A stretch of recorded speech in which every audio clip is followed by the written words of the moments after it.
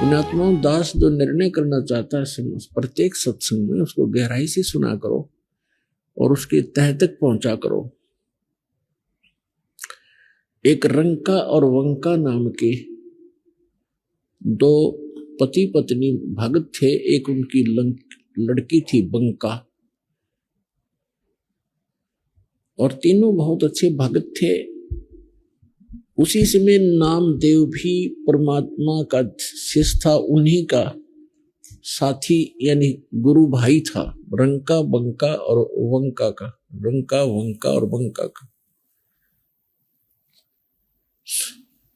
रंका बंका और वंका, वंका उनकी लड़की थी। और उस समय परमात्मा अनुसार, जैसे आप वेदों में भी दास ने बहुत बार प्रमाण दिया है कि परमात्मा तीन सतिथि में रहता है। एक सतिथि में सतलोक में रहता है, एक सिंहासन के ऊपर विराजमान है बहुत बड़े गुम्बद के अंदर, और एक रोमकूप में करोड़ सूर्य करोड़ चंद्रमा मिला दे ऐसे उनकी एक रोमकूप का प्रकाश है। पूरी बॉडी का कितना होगा। और दूसरी सतिथि में प्रत्येक युग में एक बालक का रूप धारण करके किसी सरोवर के अंदर कमल के फूल के ऊपर आकर विराजमान होता है। सहस्री रातें, सहस्री फिर यहाँ लीला करते हैं, तत्वदर्शी संत की भूमिका करते हैं, और एक जनसाधारण की तरह एक जीवन जीकर एक लीला करके सहस्री चले जाते हैं। और तीसरी स्थिति में वो कभी भी आकर के साधु संत का रूप बना करके कहीं प्रकट हो जाते हैं, वहां भक्तों को ज्ञान देते हैं, उपदेश देते हैं। ये वो परमात्मा का विधान है। तो तीसरे विधान अनुसार वो परमात्मा पहले तो कहीं प्रकट हो जाते थे, क्योंकि पहले कन्वेंस थी नहीं, अक्षेत्र के लोग दूसरे अक्षेत्र को नहीं जानते थे, और साधु संत आते थे। कई साधु संत ऐसे होते थे जो अपना परिचय ही नहीं देते थे, और भक्त भी ज्यादा जानने की चेष्टा नहीं किया करते थे। तो इस प्रकार परमात्मा वहां रहा करते थे एक संत के रूप में। रंका बंका एंड वंका और नामदेव तथा अन्य ग्रामीण गांव के लोग बहुत से उनके शिष्य बने थे। अब नामदेव जी को परमात्मा ने ओम मंत्र दिया था। ओम नाम का जाप वो पहले ही करता था, भगवान की शरण में आने से पहले ही। तो उसके आधार से वो क्या कर रहा था, एक दिन परमात्मा कबीर भगवान जो है उन्होंने अभी आकर के ये सब पूरे मंत्र डिक्लेयर करने थे। पहले नहीं करते थे वो, पहले तो अपने वचन से आशीर्वाद से धर्म भंडारे करवा कर उनकी बैटरी चार्ज कर देते थे कि इनको मनुष्य जीवन मिलते रहे। तो उसमें नामदेव जी ओम नाम के जाप की पहले कमाई की हुई थी, पिछले जन्मों की भी, उस जन्म में भी करते थे।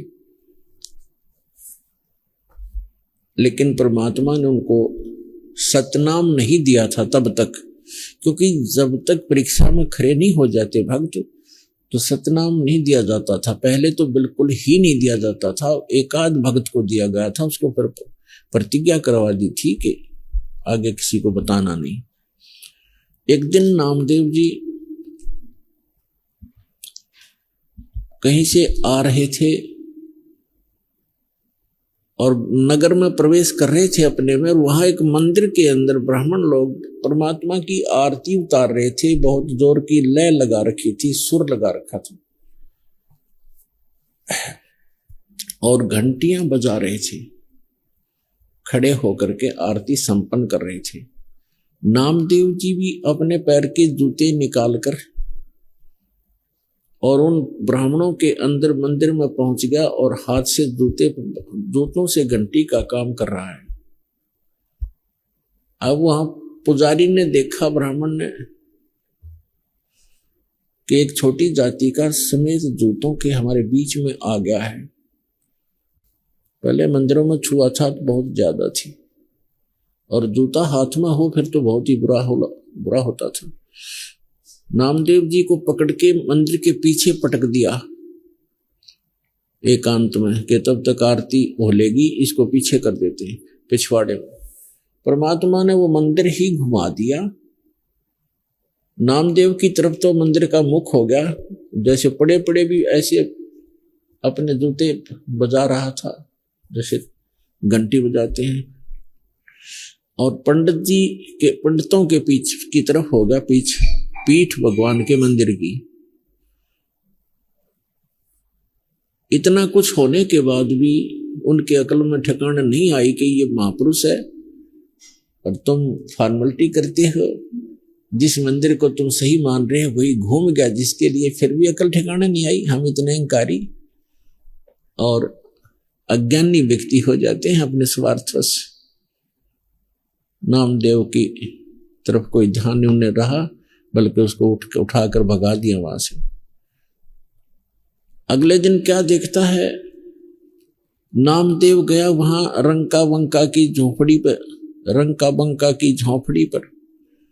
उस दिन वो अकेली लड़की विराजमान थी घर पे। नामदेव ने पूछा, बहन कहाँ गए आपके माता पिता? बहन ने कहा कि वो लकड़ियां लेने गए हैं जंगल से भाई, लकड़ी बेच कर आएंगे फिर रोटी खाएंगे। तो आप क्या कर रहे हो? नामदेव ने पूछा, आप क्या कर रहे हो? लड़की ने बताया कि मैं गुरु जी के हाथ का चोट लग गई कल, उसके लिए पट्टी बना रही हूं। और नामदेव, भाई कुछ ध्यान कर, तो कुछ आगा पीछा नहीं देखता है, भगवान को दुखी मत कर ज्यादा। गुरु जी को कल तेरे मंदिर को घुमाने गए थे भगवान गुरु जी, और उनके हाथ में चोट लग गई। कल तू वहां क्यों, क्या मतलब था तेरा जाने का उस मंदिर में जो भगवान ने मना कर रखा है कि इन मंदिरों में कुछ नहीं है, और तू फिर भी वहां पहुंच गया है? तेरी इज्जत रखने के लिए गुरु जी का हाथ का चोट लगी, वो मंदिर फेरा था। अब वो उसका यकीन नहीं हुआ कि गुरु जी तो वहां दिखाई नहीं दे रहे थे कहीं पर भी। कहने लगी कि कब जाएगी गुरु जी के पट्टी बांधने? कभी जा रही हूं, आ मेरे साथ। नामदेव साथ गए। गुरु जी के दोनों हाथों को लड़की ने पट्टी बांध दी। तब नामदेव चरणों में गिर गया कि भगवान गलती होगी हमसे, हे परमात्मा आगे से ऐसी गलती नहीं करूंगा, मैं आपकी मर्यादा रखूंगा। परमात्मा ने कहा, बेटा जब तक भक्ति ठीक नहीं करोगे और मर्यादा में नहीं रहोगे, ठीक है भगवान तो साथ रहेगा, भगत के काम भी करता रहेगा, लेकिन मोक्ष से वंचित रह जाओ।